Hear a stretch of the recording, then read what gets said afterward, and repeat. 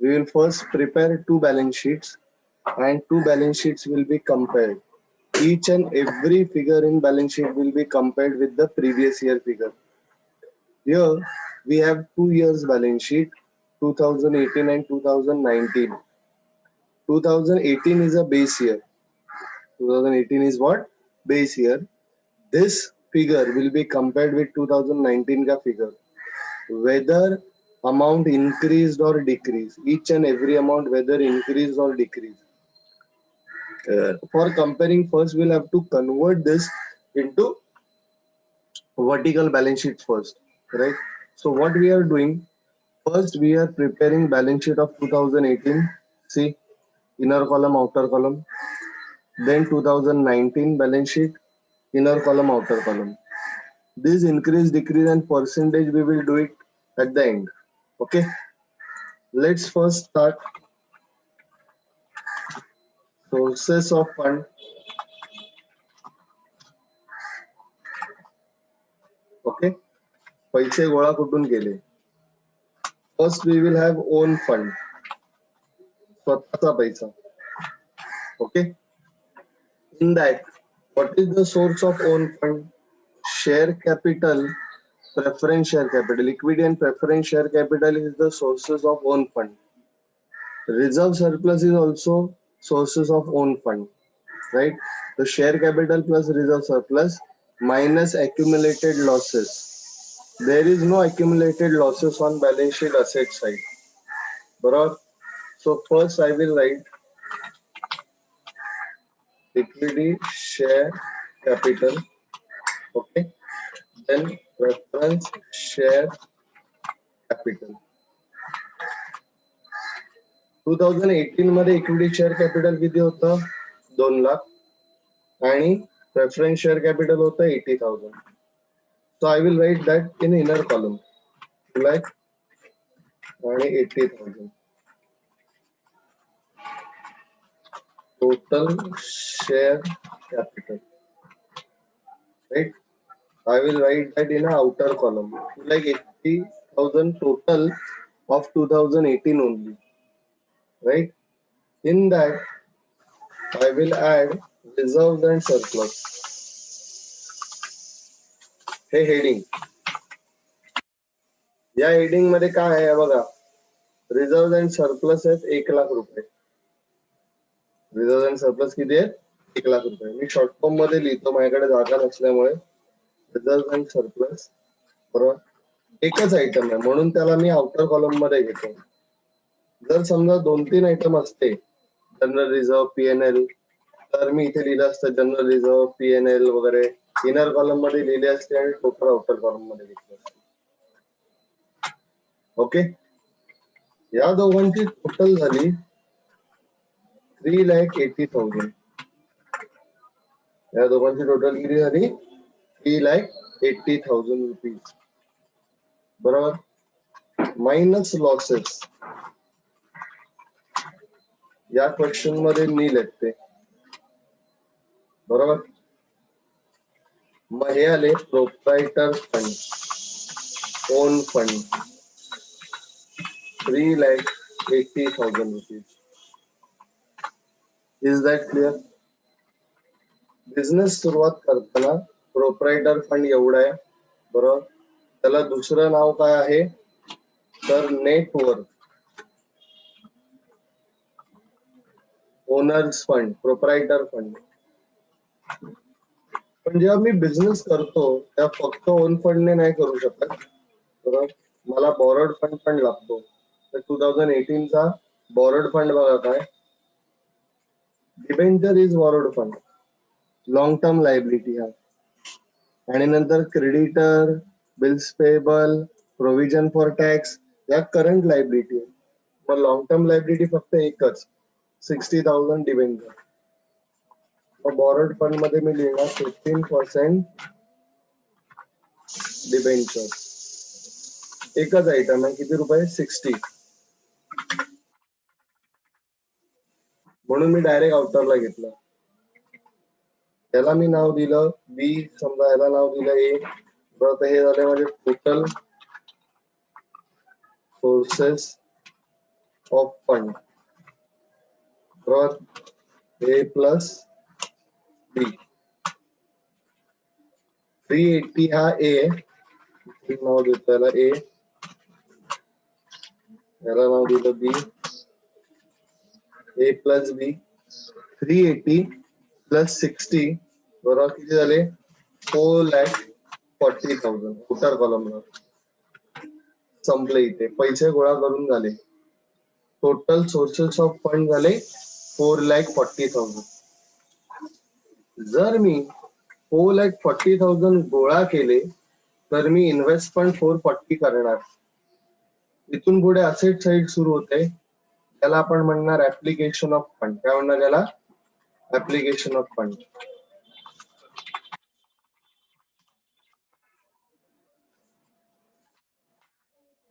त्याच्यामध्ये पहिलं fixed asset.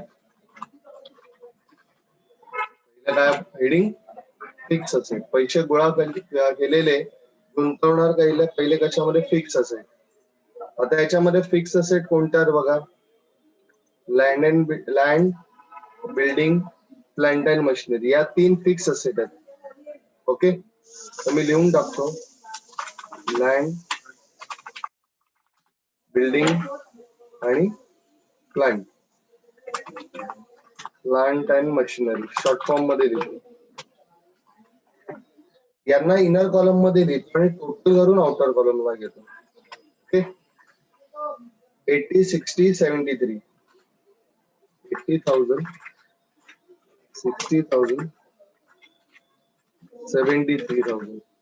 Okay, तरी पण मी एखादी जागा सोडतो एक्स्ट्रा, कारण का एखादी असेट इकडे बरोबर 2019 मध्ये 18 मध्ये नाहीये, तर मग कशाला?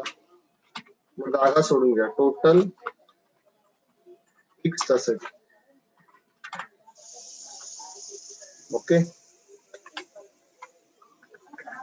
त्यांची टोटल किती झाली बघा? 3 8 आणि 7 14, 14 आणि 7 21, 8 आणि 7 14, 15 आणि 7. ओके, हे झाले माझे टोटल फिक्स असेट. आता इन्व्हेस्टमेंट, नाव दिलं ए, नाव दिलं बी. बघा बॅलन्स शीट मध्ये इन्व्हेस्टमेंट नाहीच आहे. बॅलन्स शीट मध्ये इन्व्हेस्टमेंट नाहीये, मग आउटर कॉलमला मी लिहिणार नाही.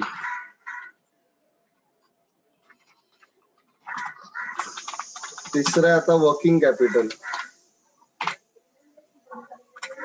वर्किंग कॅपिटल मध्ये आपण कसं घेतो? Current assets minus current liabilities. Current asset heading घेऊया. करंट असेट मध्ये कोणकोणत्या करंट असेट होत्या बघा? स्टॉक, डेटर, बँक. कोणत्या करंट असेट आहेत? स्टॉक, डेटर्स आणि बँक. मी इथे लिहितो स्टॉक आणि बँक. ओके, माझा स्टॉक, डेटर, बँक किती आहे? 1.5, 1, 28 आणि 34. 1.5, 1, 28 आणि 34. हे मी इनर कॉलम मध्ये घेणार. 1 लाख, 1,28,000 आणि 34,000 रुपये.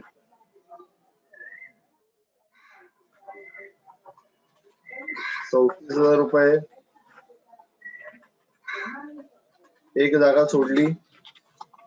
टोटल करंट असेल बरोबर, डी.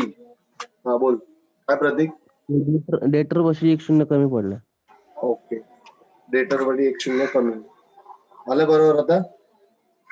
आता याची टोटल जी आहे ना, मी या तिघांची टोटल मी आउटर कॉलमला नाही घेत, मी इनर कॉलम मध्येच ठेवतो बरोबर. कारण आउटर कॉलम मध्ये जी फिगर येईल ती मी फिक्स असेट बरोबर टोटल करणार, म्हणून मी इथेच लिहितो बघा. 3 शून्य, नंतर 8 आणि 4 12, 1, 6, 6 आणि 2 8, 8 आणि 3 11, 1, 2, 3, 3 लाख 12,000 रुपयाची माझी टोटल करंट असेल. 3,12,000 रुपयाची माझी टोटल करंट असेल. आता करंट लायबिलिटी,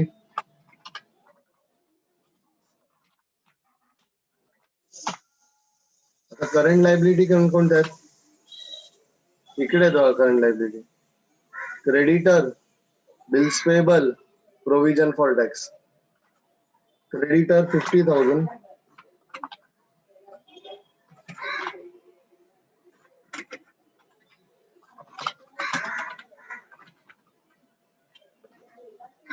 आणि प्रोव्हिजन फॉर टॅक्स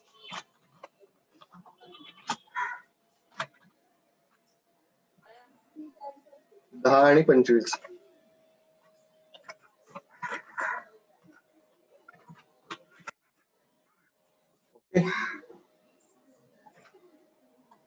झाल्या.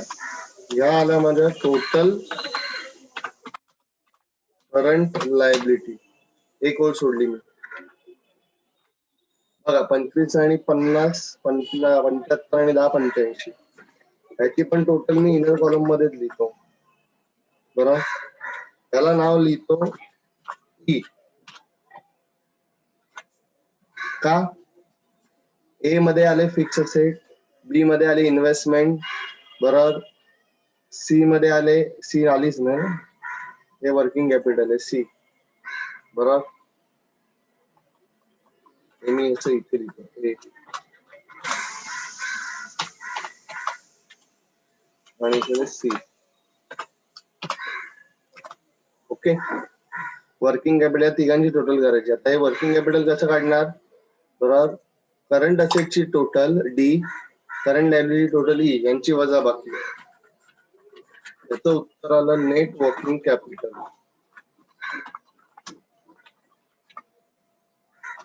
ब्रॅकेट मध्ये D minus E.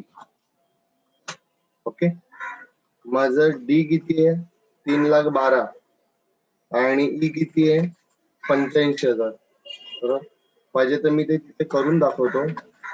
3,12,000 minus 85,000. Okay, चला करा कॅल्क्युलेशन. रफ मध्ये इथे करूया. 3,12,000 वजा 85,000. तुम्ही वहीच्या मागच्या पानावर करणार.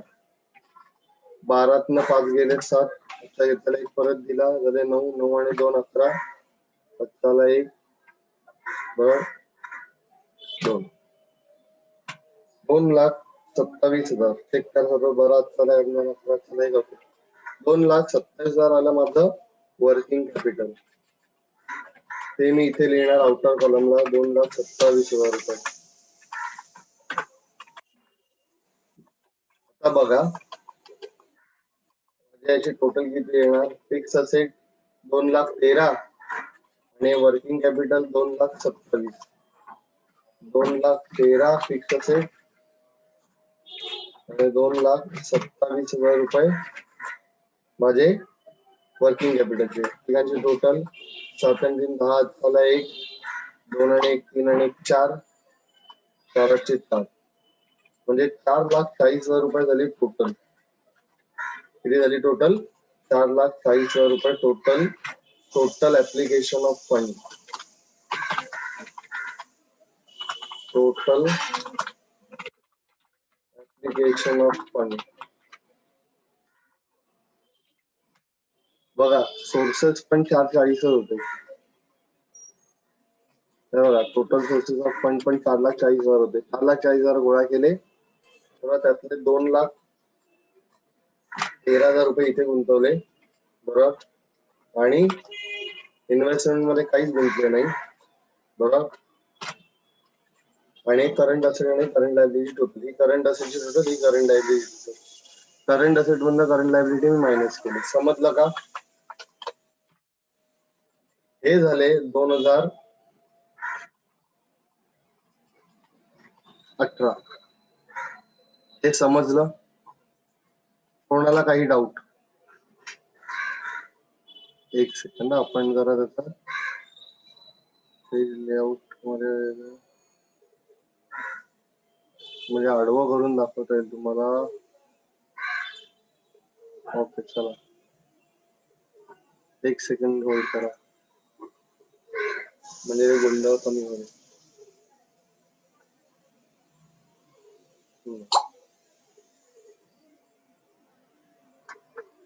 ओके चला,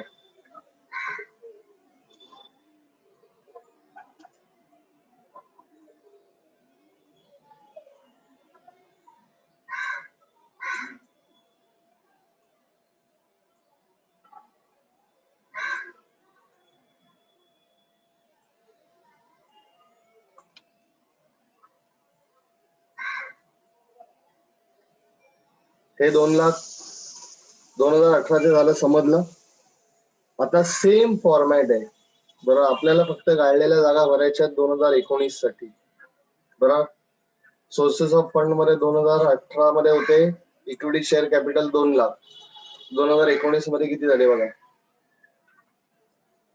2019 मध्ये इक्विटी शेअर कॅपिटल झाले 2.5 लाख. ते इनर कॉलम मध्ये मी घेणार.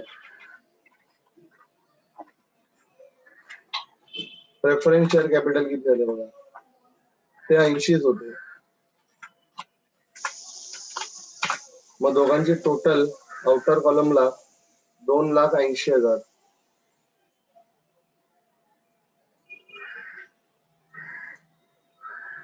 2,80,000. ओके. शेअर कॅपिटल नंतर रिझर्व सरप्लस. रिझर्व सरप्लस 2019 मध्ये जे होते ते आउटर कॉलमला घेऊया आपण, कारण एकच आयटम आहे रिझर्व सरप्लस. वाढून 1,40,000 झाले. मग आउटर कॉलमला देणार मी 1,40,000. दादा दादा दोघांची टोटल 2,80,000 कशी येईल?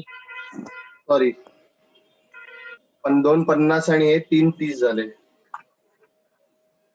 3,30,000.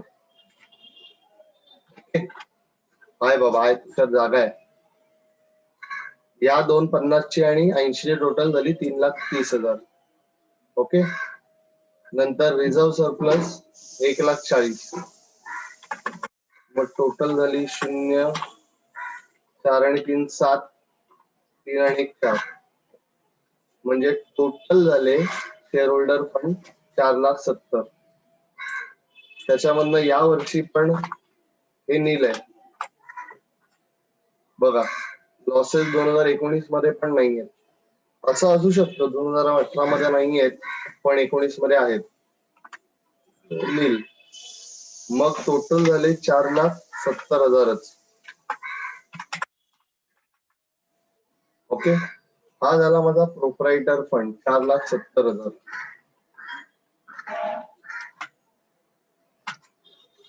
आता बॉरोड फंड. 2019 मधला बॉरोड फंड किती आहे?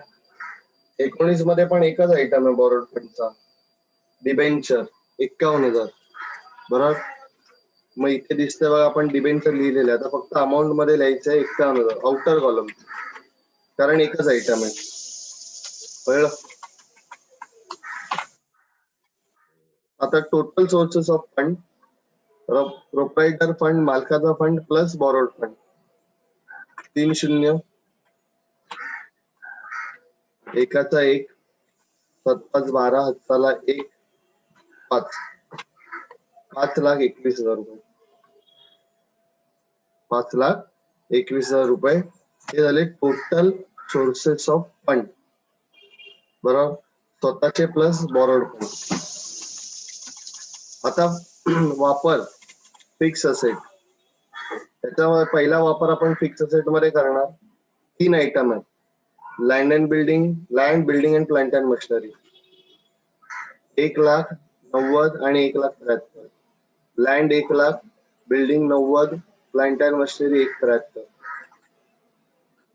इनर कॉलम मध्ये घेणार 1,90,000 रुपये,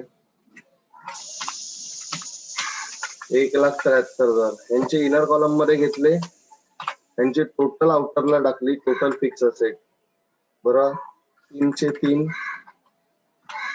बरं. 9 आणि 7 16, चला 1 3, total 3. So 3,63,000 is my total fixed asset.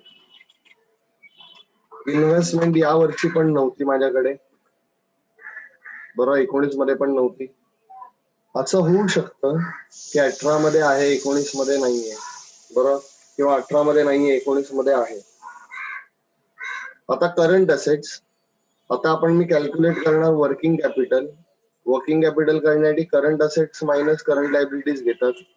त्यातला करंट असेट बघा, स्टॉक डेटर बँक, स्टॉक डेटर बँक, स्टॉक 1,10,000, 1,40,000, 37, 1,10,000, 1,40,000 आणि 37, 1,10,000, 1,40,000, 37, 37. ओके, त्यांची टोटल मारा.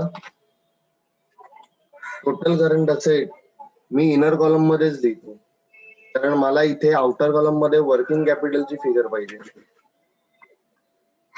7चे 7च, 4 आणि 5 आणि 3 8, 2चे 2च. So 2,87,000.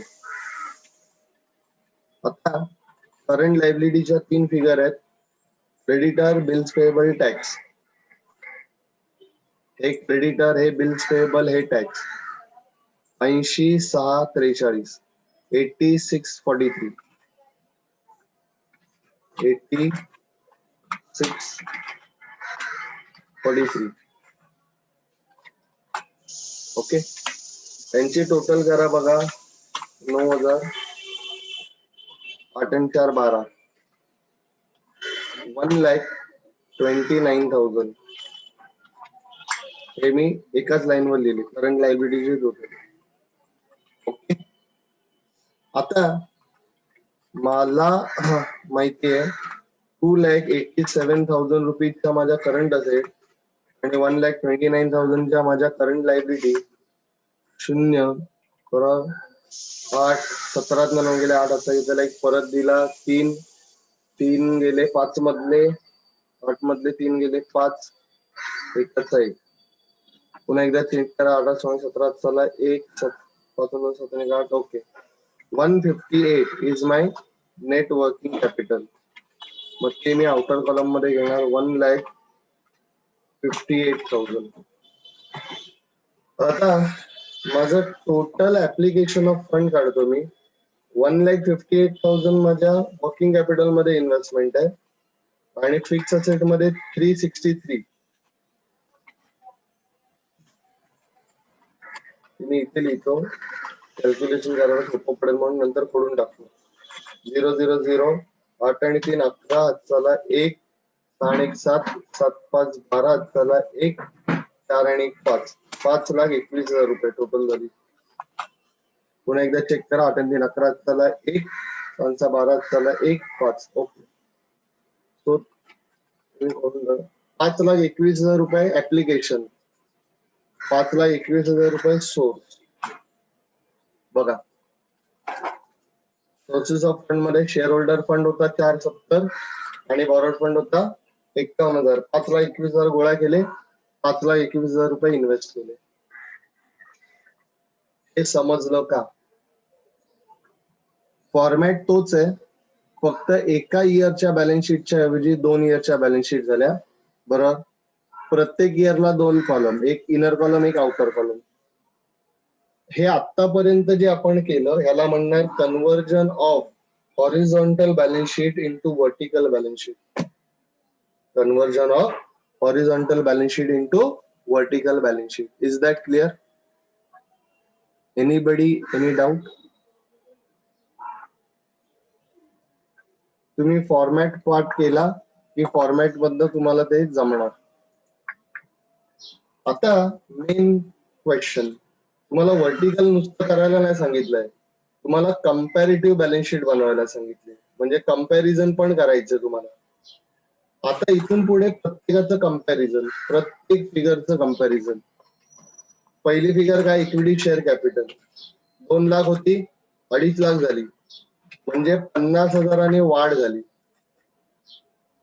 Preference share capital dash चेंजच झाला नाही. टोटल शेअर कॅपिटल 280 होते ते 330 झाले, म्हणजे 50नेच वाढले. शेअर कॅपिटल 50ने वाढलं म्हणून टोटल शेअर कॅपिटल पण 50नेच वाढणार, कारण प्रेफरन्स शेअर मध्ये काही चेंज नव्हता.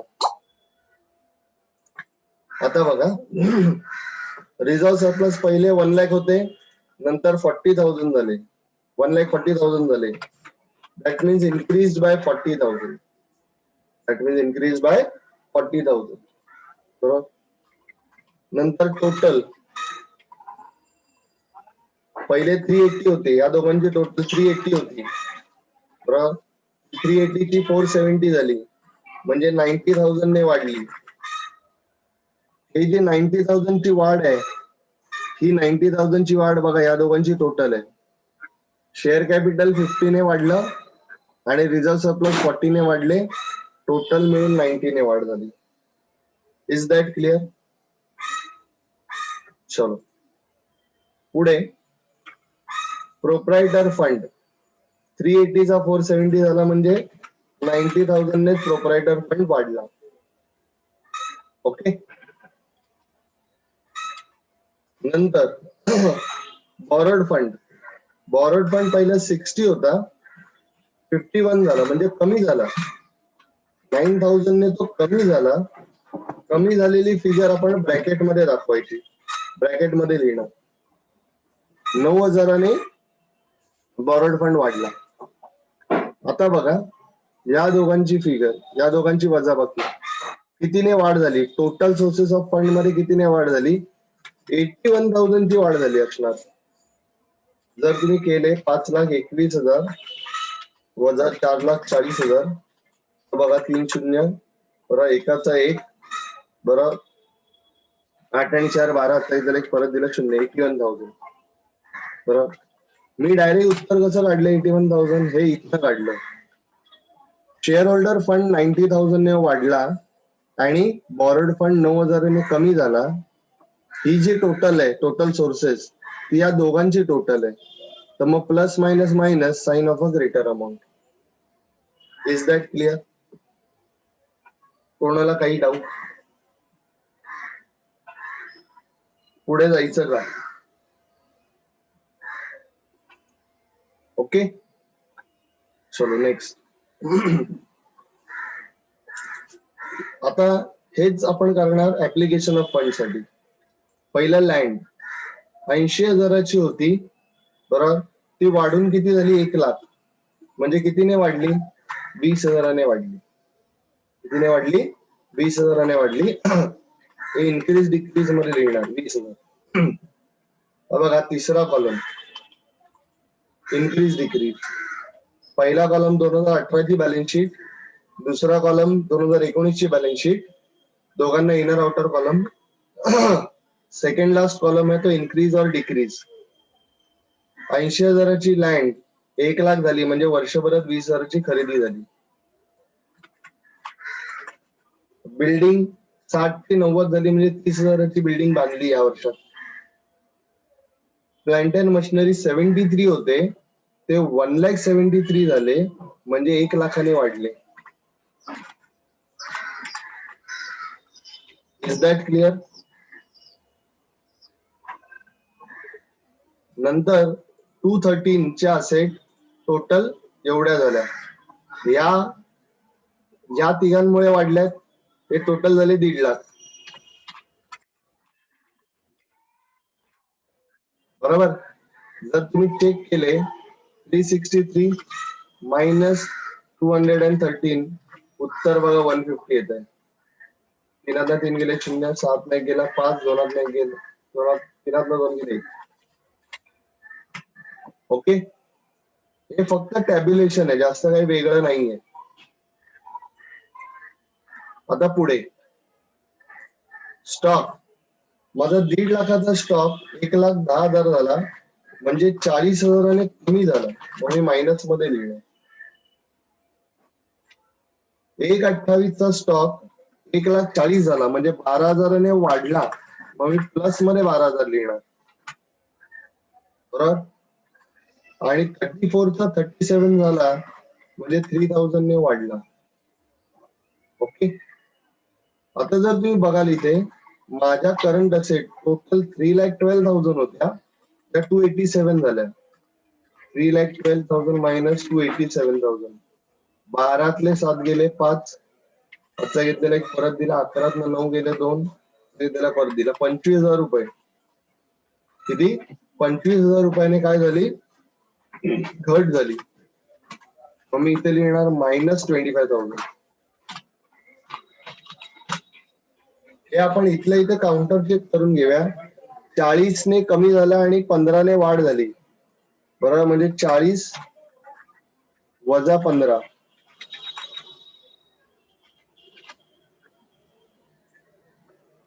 बरोबर ना? तर बघा, बरोबर 25,000 आलं. 25,000 घट. बरोबर, म्हणजे क्रॉस चेक केला आपण व्हर्टिकली एज वेल एज हॉरिझॉन्टली. आता सेम करंट लायबिलिटी साठी करणार. पहिलं क्रेडिटर्स 50 होते 80 झाले, 30,000 वाढ झाली. नंतर बिल्स पेएबल 10,000 होते 6,000 झाले, म्हणजे 4,000 बरोबर घट झाली.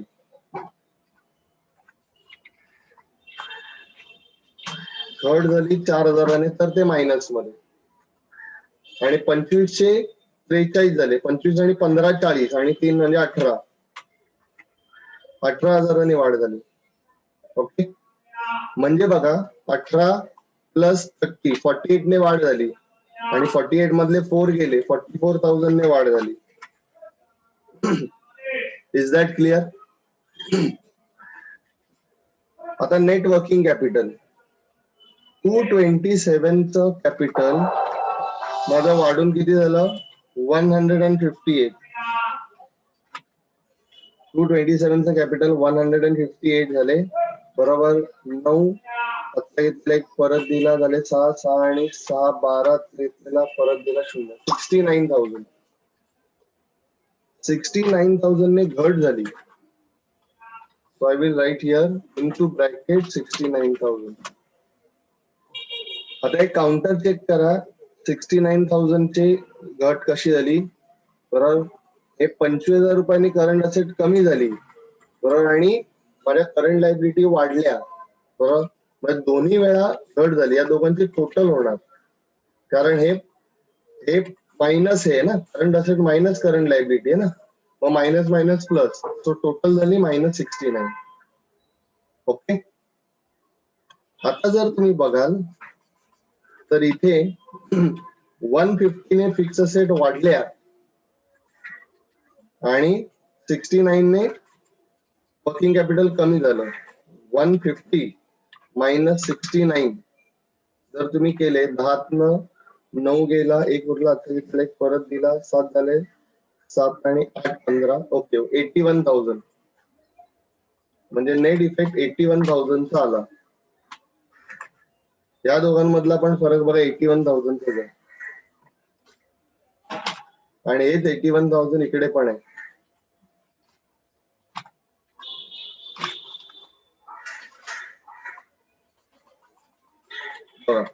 Increase and decrease in liability sources of fund is also 81,000, आणि application of fund is also 81,000. समजलं का? कोणाला काही डाऊट? मीटिंग संपते, लगेच जॉईन इन करा.